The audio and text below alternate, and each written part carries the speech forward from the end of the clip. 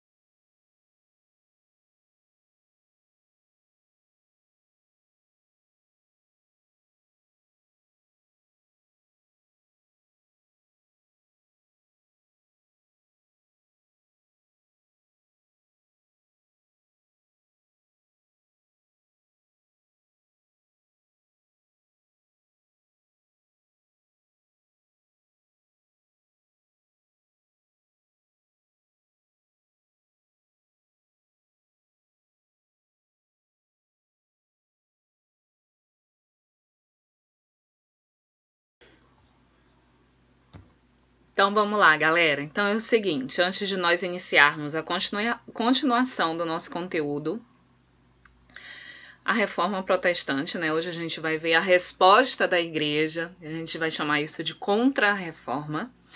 Antes eu gostaria de alertá-los sobre a nossa primeira AP, a Avaliação Parcial Online 1. Ela será na sexta-feira, dia 19 de junho. Eu já avisei lá por mensagem, já coloquei o cartazinho lá do cronograma lá na página inicial do AVA. Então, nós vamos fazer a nossa primeira AP na sexta-feira. Quais os conteúdos da nossa primeira AP? Presta atenção no conteúdo. Formação das monarquias centralizadas, França e Inglaterra, absolutismo e mercantilismo, E reforma protestante, só a primeira parte da reforma. As religiões, o surgimento, né, da igreja luterana, da igreja calvinista e da igreja anglicana. Esse conteúdo que nós vamos estudar agora, chamado de Contra-Reforma, não constará na nossa primeira AP, beleza? Ontem eu postei no AVA a primeira parte de um vídeo para te lembrar o que estudar, certo? Um videozinho, um slide comentado com alguns aspectos bem superficiais. Você deve estudar, pegar aquele conteúdo, ver os vídeos de novo, pegar suas anotações, as suas atividades, pegar as correções, beleza? E ontem também eu coloquei lá no fim do slide uma revisão, uma atividade de revisão, na qual você vai me entregar até amanhã, às 8 da manhã. Entregará hoje, no horário da nossa aula. Porém, eu estendi aí por mais um dia para todo mundo entregar, beleza? Quando acabar a live, essa live, eu vou pôr a segunda parte da revisão para a AP, beleza? Então, vamos lá. A AP, vou repetir, a AP não constará este conteúdo de agora, dessa live de hoje, beleza? Ela vai constar até a live passada, da semana passada, da terça-feira passada, quando nós conversamos sobre as reformas protestantes. Hoje é a Contra-Reforma, beleza? Então pronto. Alguns também viram lá que a AP vai valer 9 pontos. Isso mesmo, vai valer 9 pontos. Um ponto adicional serão das atividades entregues em dia. Então, se você deixou de entregar alguma sem justificativa, que a maioria quem não entregou não me deu nenhuma justificativa. Então, entrega de atividades, participação. O AVA, a gente consegue ver quais alunos entraram em determinada atividade, quais alunos viram determinado arquivo que a gente manda. Então, tudo fica lá documentado, tá bom? A participação nas lives, beleza? Então, isso aí vai somar um ponto, beleza? Então, vamos lá.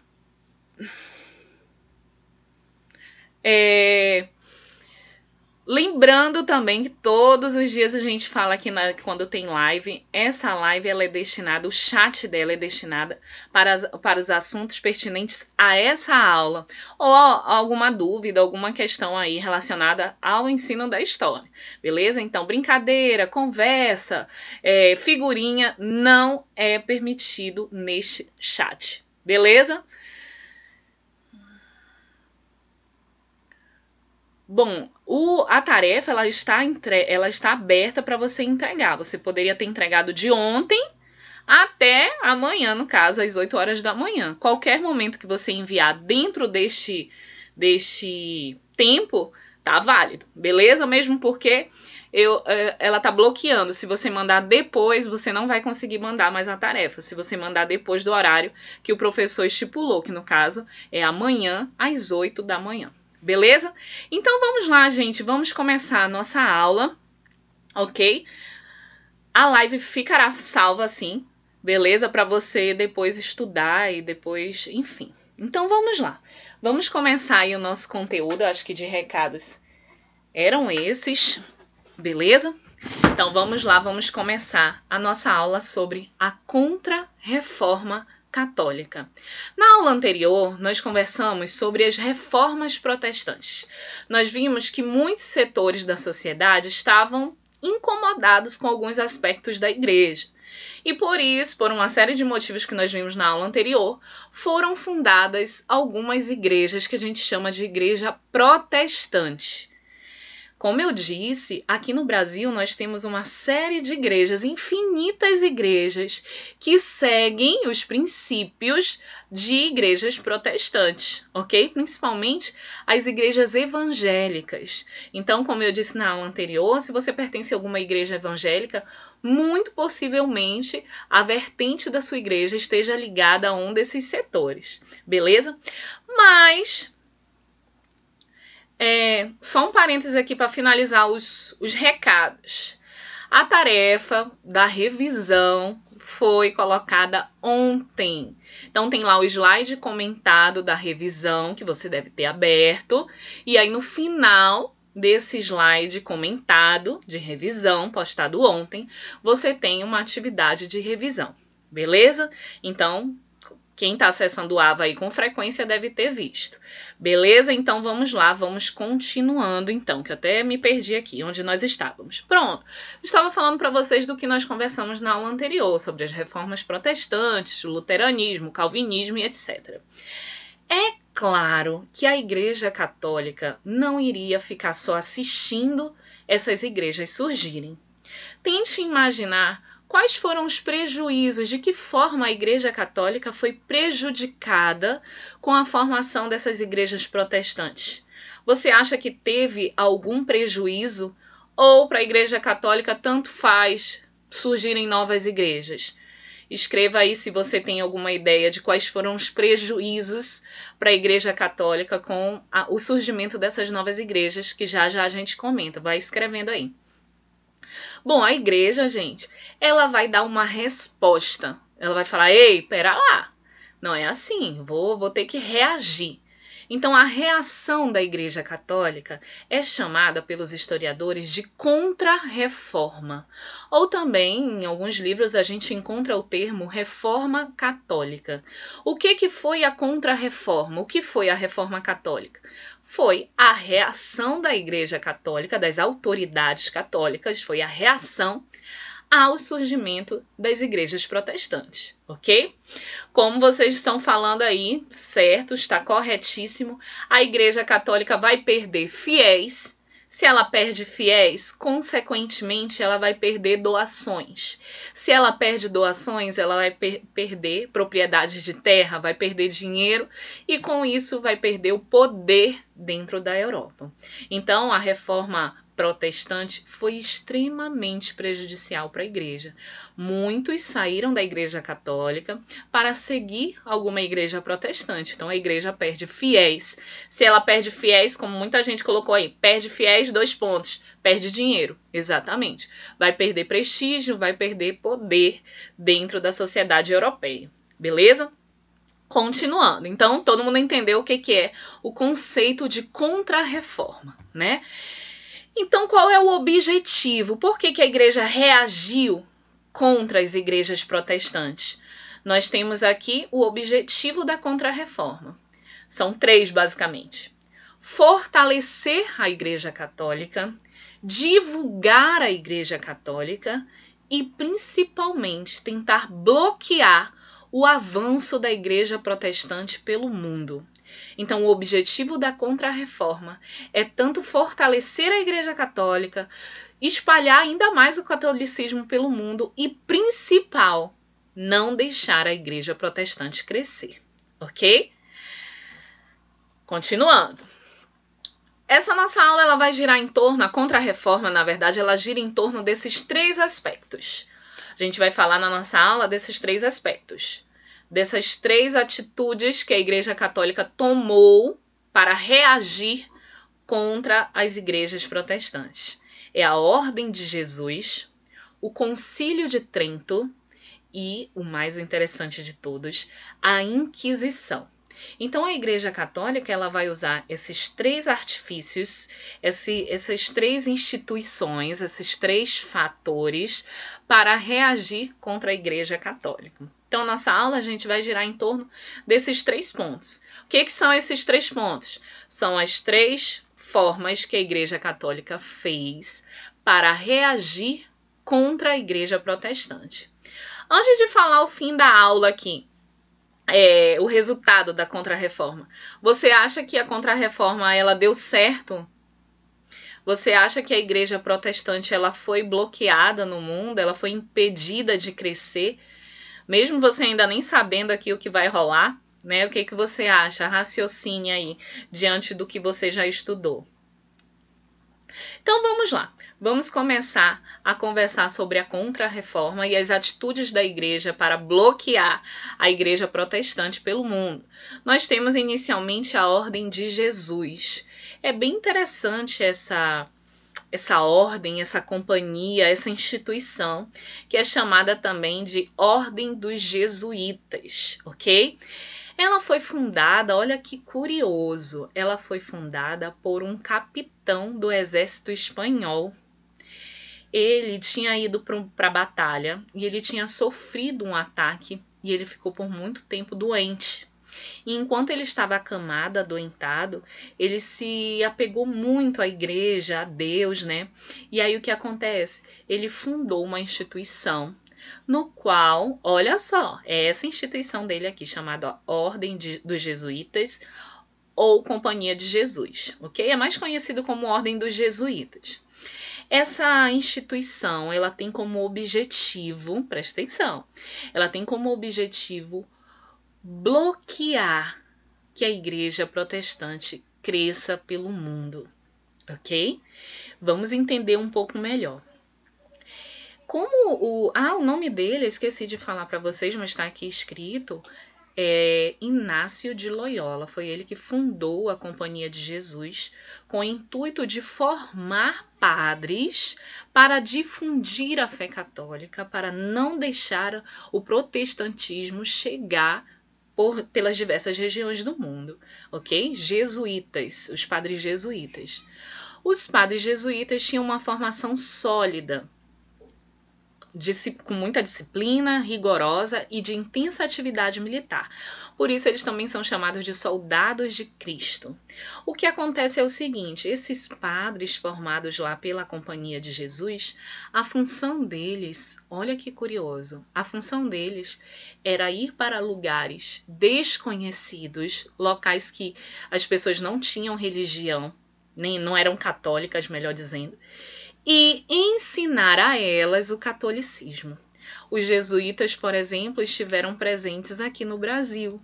Os indígenas, como vocês sabem, eles não eram católicos. Eles tinham a fé deles, a religião deles, ligadas às tradições deles. Os jesuítas foram mandados para cá, na época que nós éramos colônia do Brasil, colônia de Portugal, nós não éramos um país, nós éramos um território português, né? Então, os jesuítas foram enviados para cá com o objetivo do seguinte: transforme os indígenas em católicos. Isso foi feito com sucesso pelos jesuítas? Pense aí e me responda, os jesuítas conseguiram os objetivos dele, aqui no nosso território, aqui no Brasil, de catequizar os indígenas?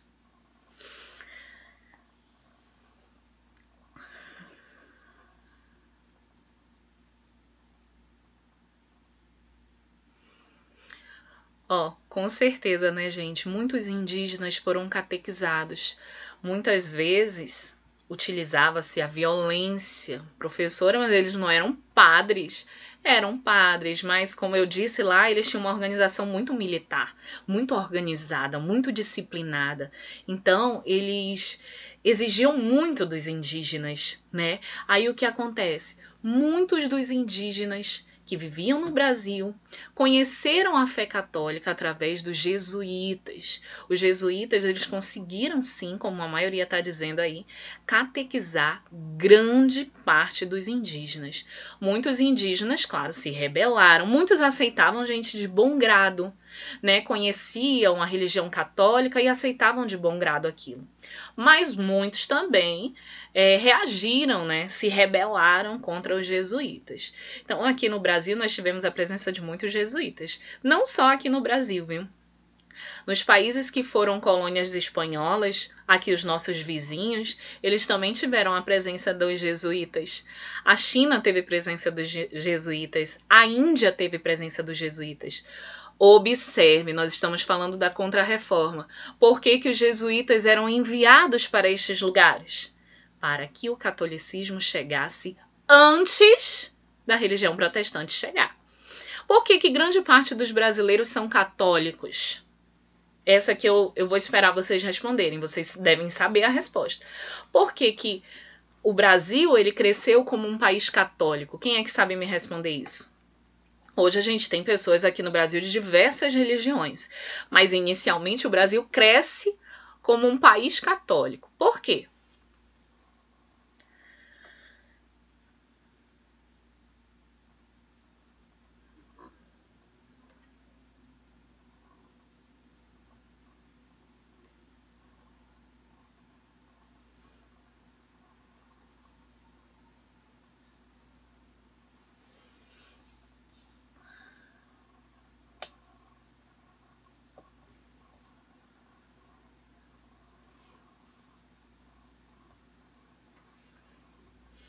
Bom, um dos motivos, Bordeaux, é justamente esse, por conta da chegada dos padres jesuítas aqui no Brasil. Pense aí, olha só como são as coisas, a história é engraçada. Se não tivesse reforma protestante, não teria jesuíta, e o Brasil provavelmente seria católico por conta dos portugueses, mas olha como a história mudaria, né? Os padres jesuítas tiveram uma influência muito grande para estabelecer o catolicismo aqui no Brasil. Observe que os jesuítas eles não atuaram somente na Europa.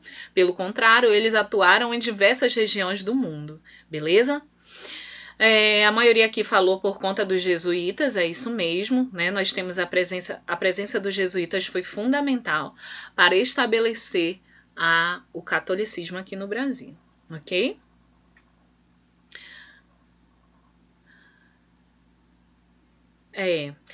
Falar aqui, porque nossos antepassados eram católicos. Correto, mas esses antepassados, eles sofreram a influência de quem inicialmente? Então, foi a influência tanto dos portugueses e principalmente da presença dos jesuítas no nosso território, beleza? Prosseguindo. Como eu disse, né, aqui no Brasil nós tivemos a influência enorme dos jesuítas. Aqui, inclusive, você vê uma ruína de uma missão jesuítica localizada no Rio Grande do Sul. Aqui é só um exemplo, mas a gente tem diversas ruínas. Os jesuítas, eles fundavam colégios. Tanto é, gente, que uma das primeiras construções que o Brasil teve, inclusive a cidade de São Paulo, ela foi fundada, a cidade de São Paulo foi fundada através de um colégio jesuítico, o Colégio de Piratininga, que hoje é até um museu lá em São Paulo. Então, a primeira fundação da cidade de São Paulo foi um colégio jesuítico. Então, era uma espécie de escola, de colégio, onde os indígenas iam aprender a cultura portuguesa, aprender a língua portuguesa, aprender as orações, aprender os cânticos, ler a Bíblia, ir para as missas. Então, eles fundavam colégios para poder formar as populações que eles desejavam. Beleza? Prosseguindo. O nosso próximo ponto é o Concílio de Trento.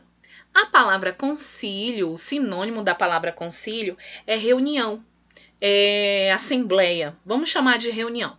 E Trento é uma cidade, ok? Então, o Concílio de Trento foi nada mais, nada menos que uma reunião para discutir aspectos da Igreja Católica.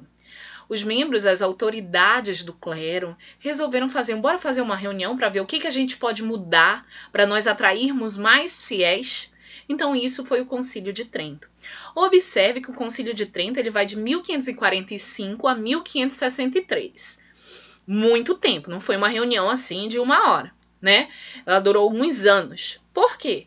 Olha, engraçado, porque durante esse período do Concílio de Trento, tiveram muitas guerras na Europa, guerras internas, guerras externas.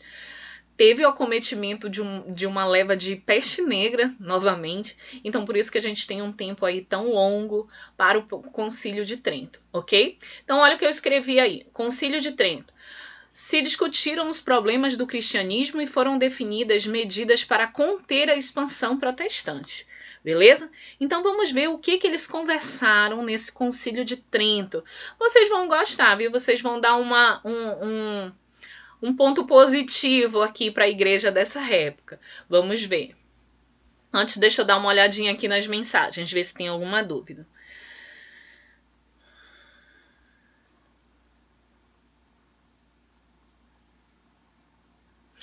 Bom, os jesuítas, qual é a influência, a importância dos jesuítas para o Brasil? Olha, os jesuítas, eles trouxeram muito conhecimento para as populações que aqui viveram, né? Muitos deles são tratados como heróis por defenderem os indígenas da escravidão, mas esse é um outro ponto que talvez a gente converse lá no final do ano, né? Nos últimos conteúdos do ano. Mas os jesuítas, em muitas situações, eles foram vistos como heróis, né? Tanto por trazer conhecimento, como por também defender os indígenas e as populações que aqui viviam da escravidão portuguesa e etc. Mas esse é um outro ponto que a gente vai conversar num outro momento, beleza? Então vamos lá, prosseguindo aí o Concílio de Trento. Olha só o que foi estabelecido no Concílio de Trento. Esse é o segundo ponto da aula que eu acho mais curioso. O primeiro ponto eu deixei por último. Olha o que eles definiram no Concílio de Trento. Vamos ler aqui comigo. Primeiro ponto.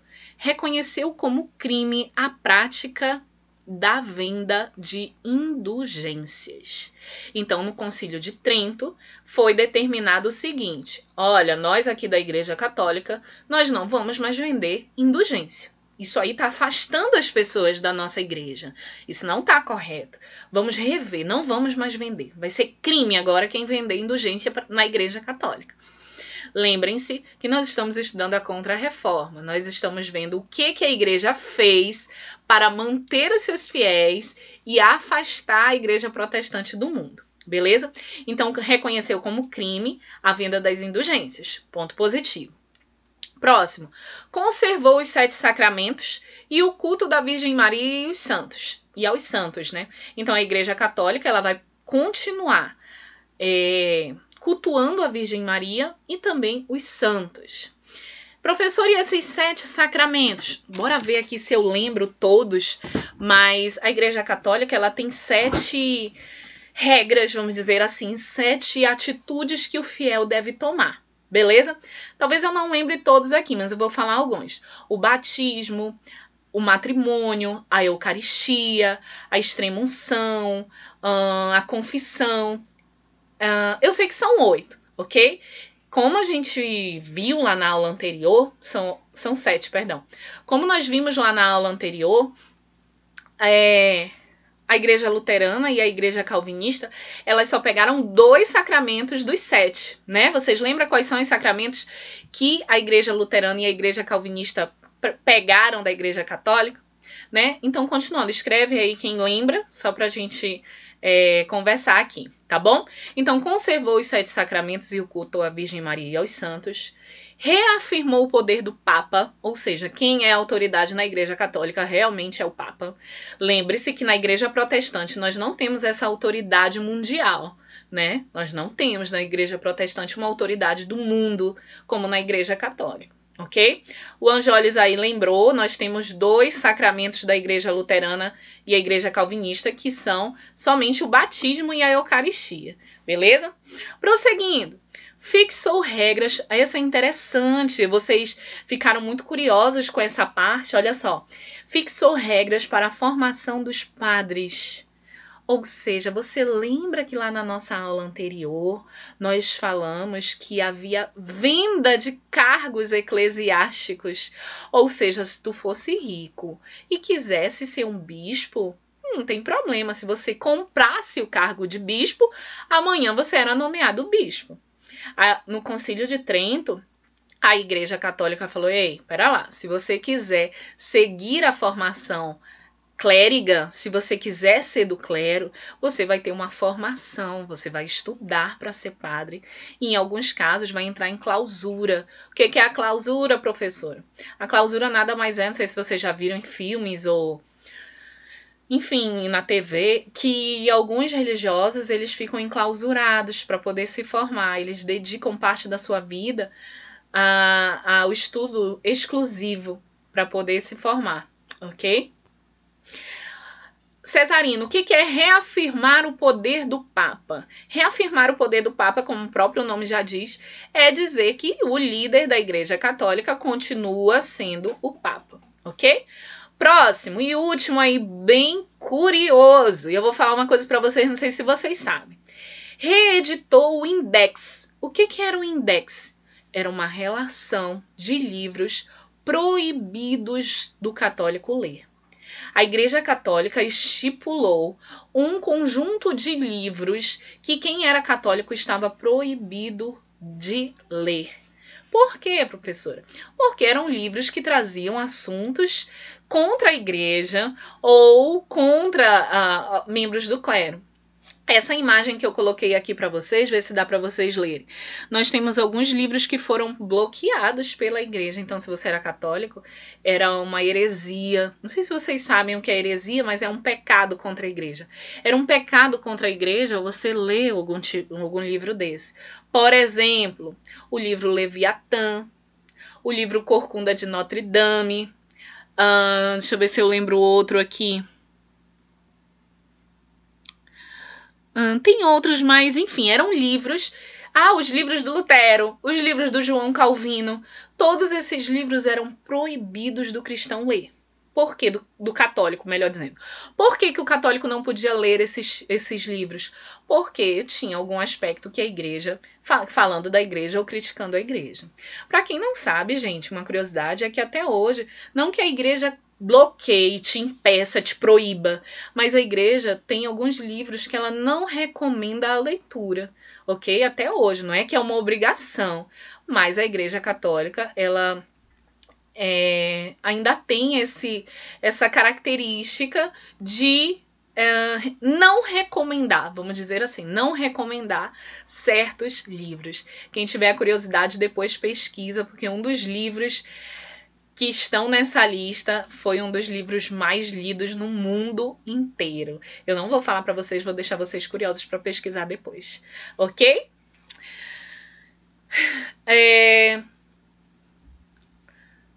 Bom, acho que a Luana Messias está perguntando se o fiel da Igreja Católica não cumpre os 7 sacramentos, ocorre alguma coisa com ele?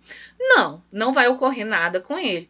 Se ele deixar de cumprir um dos 7 sacramentos na Igreja Católica, ele não vai ser punido. A Igreja não pune ninguém mais por isso, né? Inclusive, como eu sempre falo, gente, a Igreja Católica, ela se envergonha dessa fase da história. Os membros do clero hoje, representados aí pelo Papa, sempre que ele tem oportunidade, ele pede perdão aos fiéis em nome daqueles que sofreram nas mãos da Igreja Católica. Então hoje, a Igreja Católica, ela não é dessa forma. Por favor, não pensem que a Igreja trata os fiéis com esse rigor todo. Quem não cumpre os 7 sacramentos vai ter uma dívida interna, vai ter uma dívida com ele mesmo, ok? Os livros, como eu disse, não é que os livros eram trancados, havia um bloqueio. Se você é católico, não era para você ler aqueles determinados livros e iria do fiel obedecer ou não, beleza? Prosseguindo. O último aspecto aí da Contra-Reforma que nós vimos são 3 aspectos: a Companhia de Jesus, o Concílio de Trento e, por último, esse tribunal do Santo Ofício da Inquisição foi reaberto. Esse tribunal do Santo Ofício, ele existe muito tempo, desde lá da Idade Média, desde a época dos feudos até antes dos feudos. Porém, agora, com a Contra-Reforma, ele foi restabelecido. Qual é a função deste tribunal do Santo Ofício? Era combater os fiéis reformadores. Quem é fiel reformador? É aquele que está falando que a Igreja Católica tem coisas ruins para você seguir uma igreja protestante. Esse é o reformador. Lutero era um reformador. João Calvino, Henrique VIII eram reformadores. Então, qual era a função deste tribunal? A gente chama Tribunal do Santo Ofício ou Tribunal da Inquisição. A função deste tribunal era combater, punir quem estivesse contra a Igreja Católica. Além disso, vigiar e regular a fé e a vida dos fiéis. Essa imagem, essa pintura, ela retrata o Tribunal de Inquisição em Portugal. Ela mostra uma multidão, isso aí que eles estão fazendo é o ato da fé. O ato da fé, gente, era a situação em que o fiel ele era punido na frente de uma multidão, na frente da população. Por quê? Imagine se você assistisse alguém sendo punido com a morte numa fogueira ou numa tortura, você iria se assustar. Você iria falar, cara, eu não vou fazer isso. Porque se eu cometer algum crime, alguma heresia, eu que vou ser o próximo. Então eu não vou. Isso se chamava atos da fé. As punições ocorriam em praças públicas na frente de uma multidão, com o intuito de fazer com que os indivíduos que estivessem assistindo tivessem medo e não praticassem aquela heresia, aquele crime contra a igreja, ok? Então aqui mostra uma fila e pessoas ali sendo queimadas em fogueira. Bom, como eu disse, o Tribunal da Inquisição existe há muito tempo, né? E a função deles, acho que a gente já conversou nas aulas presenciais, a função dele era punir hereges, era castigar aquela pessoa que cometesse algum crime contra a igreja. Então, na época da Contra-Reforma, esse Tribunal de Inquisição ele foi reaberto justamente para que as pessoas ficassem, nossa, eu não vou falar mal da igreja, eu não vou ser um novo reformador, porque eu sei que as punições podem ser muito severas, ok? Dentre as punições não, né? Quem era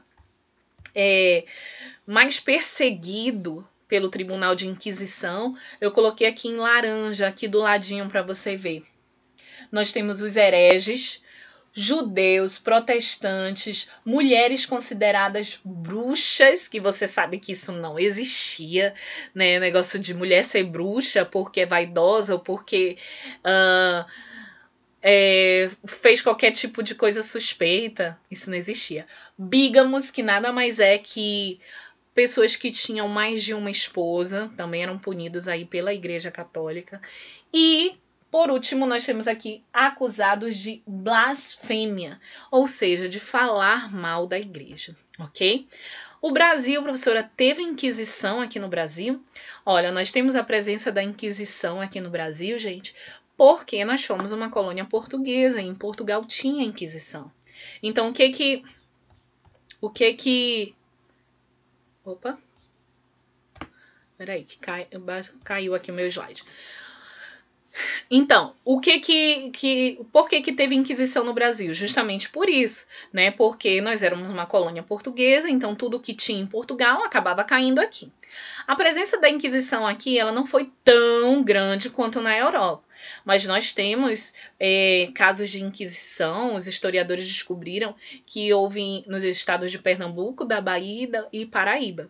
As pessoas mais punidas aqui no Brasil foram as pessoas consideradas cristãos novos. O que era um cristão novo? Cristão novo era como eles chamavam os judeus, aqueles que creem no judaísmo, aquela religião que você estudou no ano passado, fundada pelos hebreus, ok? Deixa eu dar uma olhadinha aqui nas nossas mensagens. O que aconteceria se você lesse um livro proibido? Nada. Você não iria acontecer nada com você. Você ia, como eu disse, ser mais uma coisa sua mesmo. Nesta época aqui, o que poderia acontecer era se alguém te denunciasse ou alguém visse algum livro desses proibidos na sua residência, você poderia ir aqui para o Tribunal de Inquisição. Hoje, como eu disse, apesar da igreja não recomendar alguns livros, não acontece nada com o indivíduo, é uma questão pessoal. A igreja não guia mais a vida da população católica, vai da pessoa, ok? Por que as pessoas eram consideradas bruxas, as mulheres? Isso aí foi, acho que vai ser para uma outra aula, mas eram mulheres que eram vaidosas, ou há casos de até mulher que guardava algum alimento por muito tempo, ela poderia ser considerada bruxa. Mulheres que faziam chá, consideradas bruxas. Mulheres que tinham gato, bruxa. Olha a loucura, né? Quantas bruxas iam ter aqui, hein? Imaginem. A prática de alquimia fazia com que as pessoas fossem consideradas bruxas. Verdade. Joana d'Arc foi considerada uma bruxa, exatamente. Eu ia até comentar aqui com vocês, eu acabei esquecendo. Obrigado, pais, por lembrar. A Joana d'Arc ela foi considerada uma bruxa, e por isso ela foi queimada em fogueira pelo Tribunal de Inquisição da Inglaterra. Foi a Inglaterra que que fez o julgamento dela no Tribunal de Inquisição. Trigueiro, na Alemanha nazista isso voltou, né? Não tivemos a presença da Inquisição Católica na época nazista, não. Nós temos uma outra conversa lá que lá no 9º ano a gente volta a falar sobre isso, ok? Isso, às vezes você ter uma característica diferente, um sinal no rosto. Então eram muitas coisas muito bobas que a mulher era considerada a bruxa, beleza? Mas a gente não vai entrar nesse assunto agora. O que vale nós lembrarmos é que o Tribunal de Inquisição ele foi reativado na época da Contra-Reforma. Homens, nós não temos muitos relatos, eu nunca vi, na verdade, nenhum livro falando de homem bruxo, tá bom? Prosseguindo. Por último, nós temos aqui o que tinha nessa época aqui que nós estamos estudando, né? Como você deve ter visto, gente, ao longo desse nosso conteúdo, Reforma Protestante e Contra-Reforma, nós temos muita censura e muita intolerância. Como censura? O que é a censura? Para quem não sabe, censura não se trata só da idade lá do filme, não. Mas censura é quando uma instituição ou um governo acaba bloqueando o acesso a determinadas coisas. E nós vimos que aqui na época da Contra-Reforma houve muita censura com relação aos livros, principalmente os livros feitos lá na época do Renascimento. Os livros de Leonardo da Vinci eram bloqueados, eram proibidos dos católicos terem acesso, né? Então havia muita censura. A censura, como você pode ver, feita dessa maneira, ela não é muito adequada, nem por uma instituição, nem por um governo, né? Porque ela acaba bloqueando o conhecimento das pessoas. Então havia muita censura aqui na época da Inquisição, na época do Concílio de Trento, né? Na época da Contra-Reforma.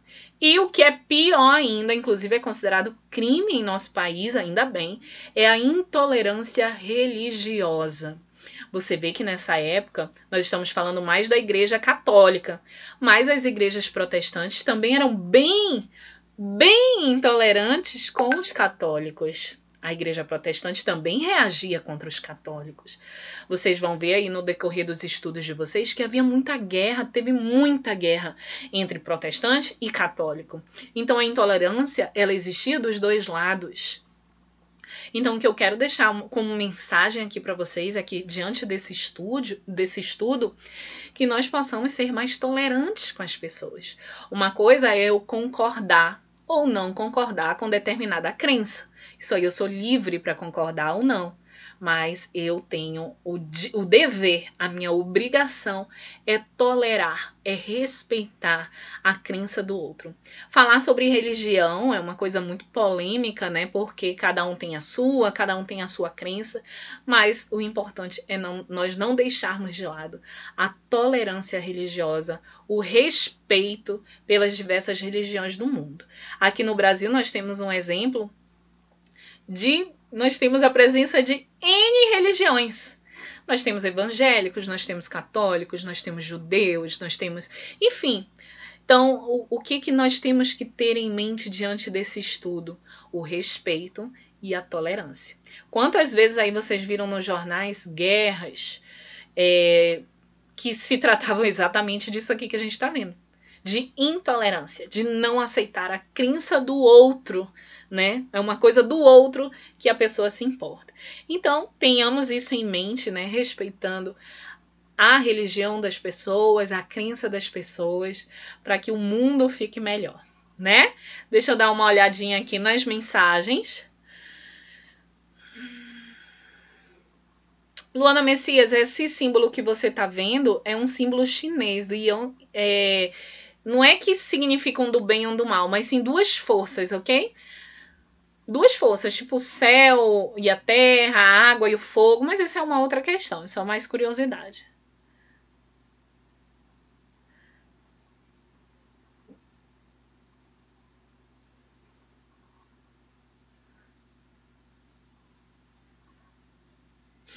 Vocês acabaram falando alguns países no qual há censura e no qual há intolerância. É verdade, vocês deram exemplos aí de países como, por exemplo, a Coreia do Norte, né, que é um país que censura bastante os meios de comunicação, por exemplo. Né? A China também, ela tem um programa de censura muito grande, principalmente a sites da internet, etc. Então, observem, tudo isso que nós vimos aqui no Contra-Reforma, na Reforma Protestante, são baseados nesses dois aspectos bem negativos, de censura e intolerância, né? Então, o recado que eu quero deixar para vocês é esse, que vocês tenham consciência crítica do quanto a censura pode ser prejudicial, né, por bloquear o conhecimento, bloquear o acesso à informação. E quanto à intolerância, também é inaceitável você não aceitar a opinião ou a crença do outro.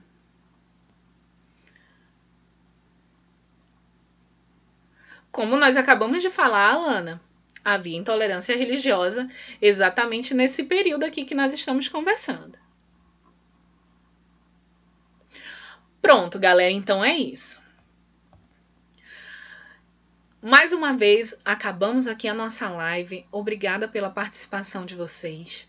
A nossa aula não acabou. O tempo que nós temos disponível para história nas terças-feiras são 2 tempos de aula. Acabou somente o primeiro tempo aqui, né? Peguei um pouquinho do segundo tempo. Então, o que você vai fazer agora? Se você já fez a sua revisão, beleza, fique na sua, vá rever essa live, vá fazer anotações, né? Vá procurar fazer um esqueminha de estudo, beleza? Se você ainda não fez a revisão, esse é o momento. 1 hora dá de sobra de você fazer sua atividade do jeito que eu te pedi. Eu vou falar aqui, vai parecer até brincadeira, mas olha, é para copiar as questões, copiar no caderno as questões. Muitos alunos estão me entregando só a resposta. Eu não estou considerando só a resposta, gente, porque eu pedi várias e várias e várias vezes. Então, copie a questão no seu caderno. Você tem, ó, a partir de agora, desligar aqui essa live, você tem 1 hora. Em 1 hora, dá brincando para fazer aquelas questões. Todas as questões que estão lá foram discutidas em vídeo, então se você prestou atenção, se você fez as anotações, você talvez não precise nem ir lá no vídeo. Já está na sua memória ou já está no seu caderno. Então, aproveite esse tempinho que você tem até as 10h40 para você fazer a sua atividade e me enviar até amanhã às 8 da manhã. Daqui a pouco, ainda antes do final da manhã, eu vou postar a segunda parte da revisão para a nossa AP, beleza? Eu finalizo a nossa aula dizendo aqui que foi um prazer estar com vocês, conversar com vocês aqui através do nosso chat. Se você tem alguma dúvida, se você não quis falar no chat e quiser ir lá no AVA, particularmente, pode mandar lá para mim, que eu vou ter... Realmente, eu fico muito feliz quando eu recebo uma mensagem de vocês, com alguma crítica, algum elogio, alguma pergunta. Eu realmente fico bem satisfeita em poder responder vocês. Então, eu aguardo vocês lá pelo chat do AVA e a gente se vê. Não esqueçam da nossa avaliação na sexta-feira, no primeiro tempo. Então, coloca o celular para despertar, porque é no primeiro tempo, a partir das 7h10 da manhã. Não esquece, anota dia 19 de junho. Um bom estudo para todos vocês. Eu espero que vocês tenham gostado do assunto e a gente se vê na próxima live. Um beijo!